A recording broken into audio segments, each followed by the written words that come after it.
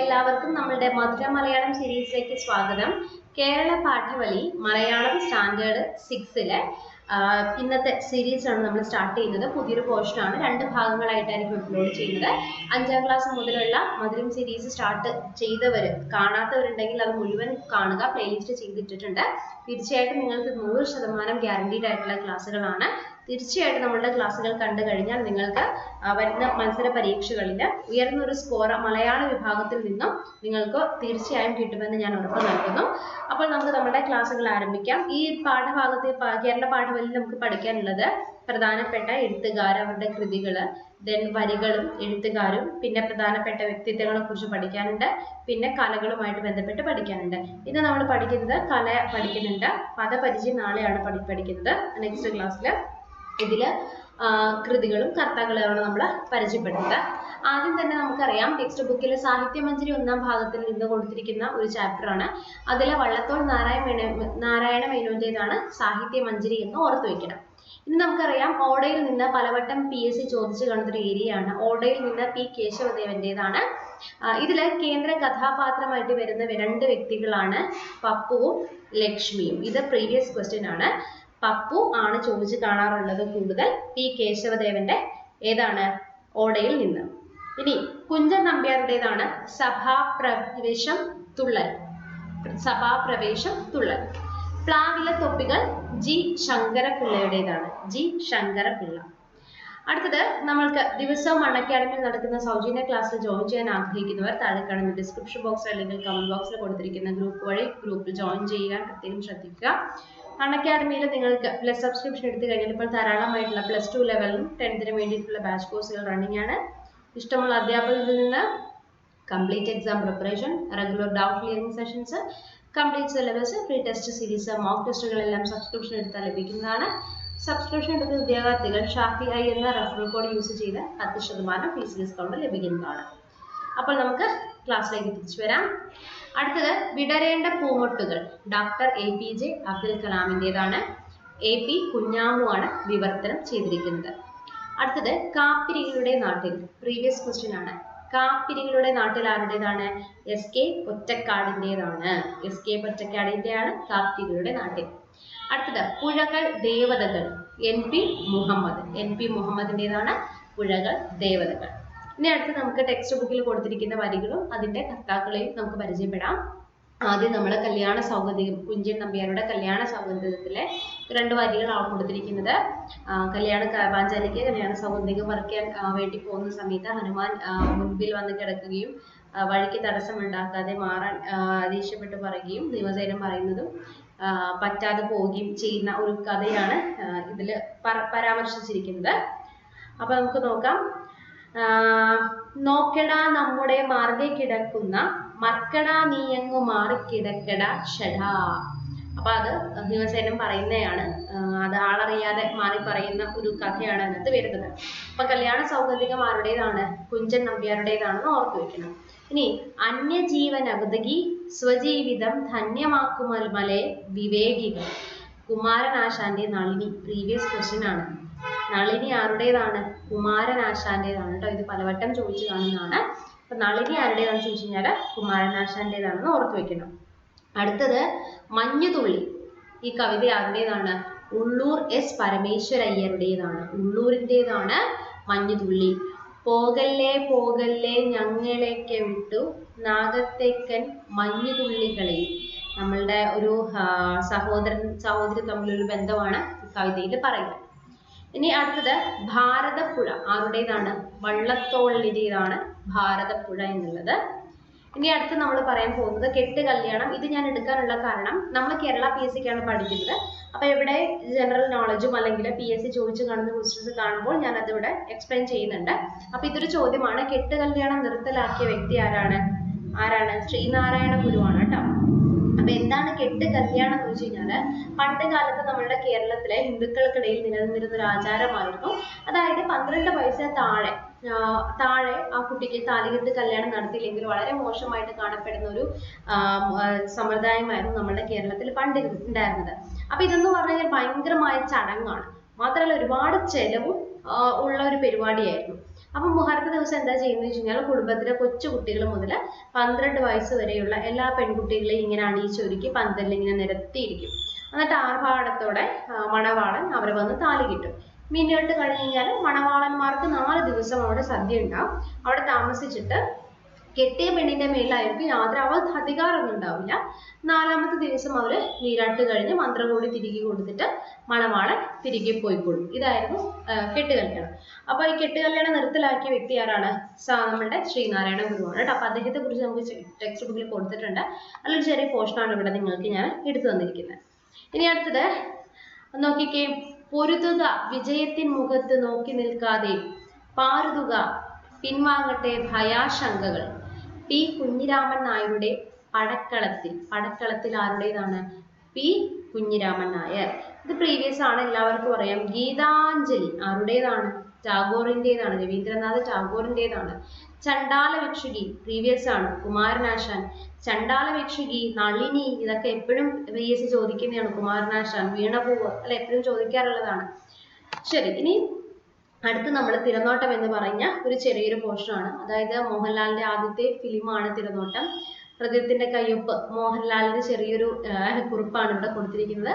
അപ്പൊ ജസ്റ്റ് ഒന്നുമില്ല, പ്രധാനമായിട്ടും മോഹൻലാൽ പറയുന്ന കാര്യം എന്ന് വെച്ച് കഴിഞ്ഞാൽ തിരനോട്ടം എന്ന സിനിമയിലൂടെയാണ് അദ്ദേഹത്തിന്റെ സിനിമയിലേക്കുള്ള തിരനോട്ടം എന്ന് പറയുന്നത്.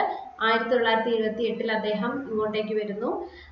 അന്ന് സൗഹൃദ ലോകമുണ്ടാകുന്നു, അതിൽ ശക്തമായ ഒരു അഭിനിവേശം ഉണ്ടാകുന്നു.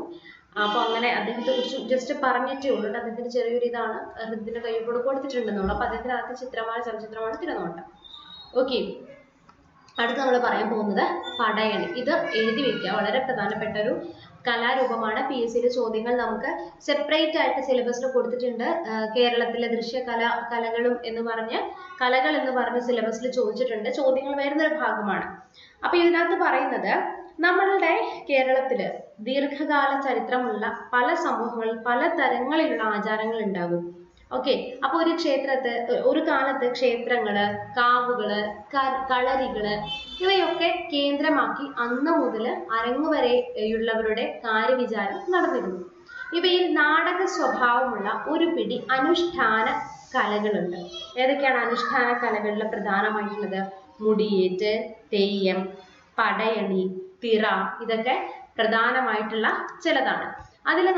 ഇതില് പടയണി ഉണ്ടാവുന്ന ഒരു കഥയാണ് നമ്മളുടെ കൊടുത്തിരിക്കുന്നത്. അതായത് പണ്ട് കാലത്ത് ശ്രീകൃഷ്ണന്റെ മരണത്തിന് ശേഷം ഭൂമിയും സ്വർഗവും പാതാളവും ദാരികന്റെ നേതൃത്വത്തിലുള്ള അസുരന്മാർ ഇങ്ങനെ അടക്കി വാണിരിക്കുന്ന സമയത്ത് ദാരികന്റെ അനുയായികളുടെയും ഹിംസയും അധർമ്മവും സഹിക്കവയ്യാതെ വന്ന സമയത്ത് ശിവന്റെ ശരീരത്തിൽ നിന്നുണ്ടായ കാളി ദാരികനെ കൊല്ലുകയാണ്. അപ്പൊ കാളിയുടെ കലിയടങ്ങാൻ പല രീതിയിലുള്ള വഴിപാടുകളും നേർച്ചകളും ഒക്കെ നടത്തിയിട്ട് അത് ഫലിക്കാതെ വരികയും ഒടുവിൽ കാളിയുടെ രൂപം അഥവാ കോലം ഒരാൾ കളത്തിൽ ഇങ്ങനെ വരയ്ക്കുകയാണ്. അത് കണ്ട് കാളി ഒരുപാട് പൊട്ടിച്ചിരിച്ചു. കാളിയുടെ ശോഭം അടങ്ങുകയും ചെയ്തു.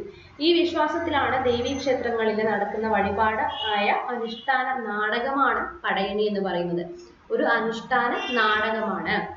പ്രധാനമായിട്ടും നമുക്കിത് മധ്യ തിരുവിതാംകൂറിലാണ് ഇത് അരങ്ങേറുന്നത്. 8, 9, 10 ദിനം നീണ്ടു നിൽക്കുന്ന ഒരു ഗ്രാമ നാടകോത്സവമാണ് ഈ പറയുന്നത്. ഓക്കെ, പടയണി എന്ന് പറയുന്നത്. ഇനി പടയണിയിൽ തന്നെ നിങ്ങൾ നോക്കിക്കേ, പ്രധാനമായിട്ടുള്ള കോലങ്ങൾ ഏതൊക്കെയാണ്? ഭൈരവി, പക്ഷി, യക്ഷി, കാലൻ, മാടൻ, മറുത, കുതിര, കുഞ്ഞുണ്ണി തുടങ്ങിയ ഒരുപാട് കോലങ്ങൾ എഴുതി തലയിൽ എടുത്ത് പാട്ടിന്റെയും മേളത്തിന്റെയും ചൂട്ടൊക്കെ കത്തിച്ച് അകമ്പടിയോടെ തുള്ളുന്നതാണ് ഇത്. അപ്പൊ അമ്മയെ പ്രതിനിധീകരിക്കാൻ വേണ്ടിയിട്ട് ഭൈരവിക്കോലമാണ് പ്രധാനമായിട്ട് ഉപയോഗിക്കുന്നത്.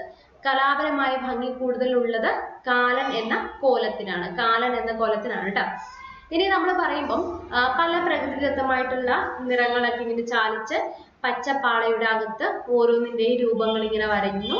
അങ്ങനെ പച്ച, വെള്ള ഈ 2 വർണ്ണങ്ങൾ പാളയിൽ തന്നെ ഉണ്ട്. മഞ്ഞ, ചെമപ്പ് തുടങ്ങിയ നിറങ്ങളും കരിനിറവും പാളയിൽ എടുത്തു നിൽക്കും.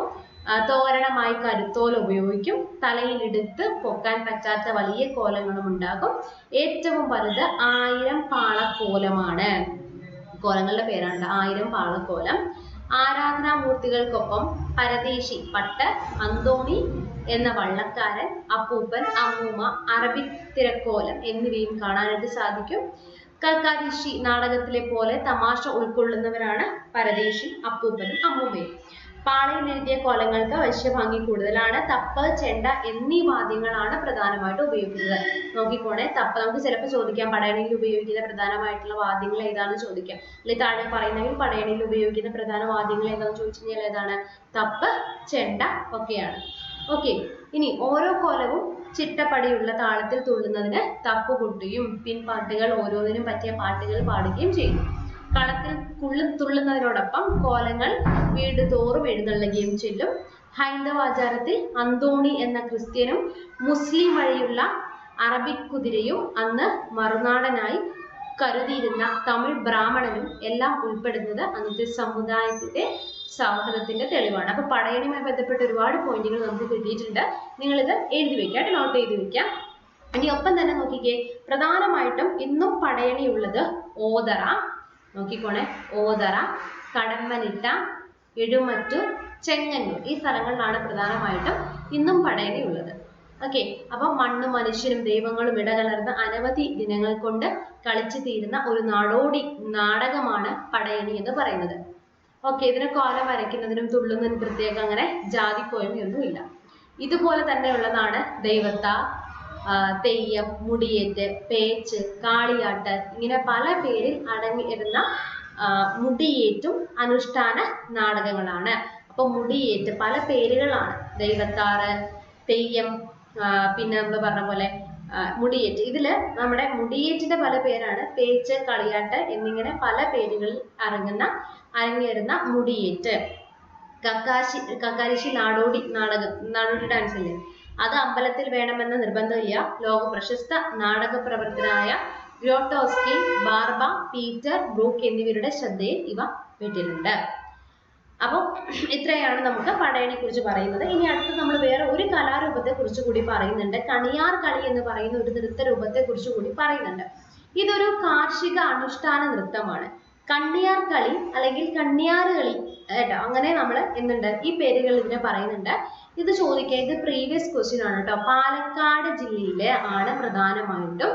പുതിയങ്കം, കൊടുവായൂർ, ചിറ്റൂർ, പല്ലശ്ശേരി, കുനിശ്ശേരി, മഞ്ഞളി, ആലത്തൂർ, കാക്കൂർ, മാത്തൂർ, കുത്തനൂർ, നെന്മാറ ഈ പ്രദേശങ്ങളിലാണ് ഈ കളി പ്രചാരത്തിലുള്ളത്. പാലക്കാട് ജില്ലയിലാണ് പ്രധാനമായിട്ടും കണിയാറ് കളി എന്തുള്ളത് പ്രചാരത്തിലുള്ളത്. അപ്പം ഇതെന്ന് പറഞ്ഞു കഴിഞ്ഞാൽ പ്രധാനമായിട്ടും കളരിയുമായിട്ട് ബന്ധപ്പെട്ട ഒന്നാണ് ഈ കണിയാറ് കളി. കണിയാർ കളിയിലെ ചുവടുകൾക്ക് ആയോധന രീതിയിലുള്ള ആ ഒരു ചുവടുമായിട്ട് സാദൃശ്യം വരുന്നുണ്ട്. പ്രധാനമായിട്ടും മേടം 1 അതായത് വിഷു ദിവസം കണിയാർ കൊള്ളൽ, കണി കണ്ട് ആവേശഭരിതരാവുക എന്ന ചടങ്ങോടെയാണ് ഒരു കാർഷിക നൃത്തം കൂടിയായ കണിയാർ കളി ആരംഭിക്കുന്നത്. വിഷു കഴിഞ്ഞുള്ള ചൊവ്വാഴ്ച ആരംഭിച്ച വെള്ളിയാഴ്ച വരെ എന്തുണ്ടാവും, കളി ഇങ്ങനെ നീണ്ടു നിൽക്കും.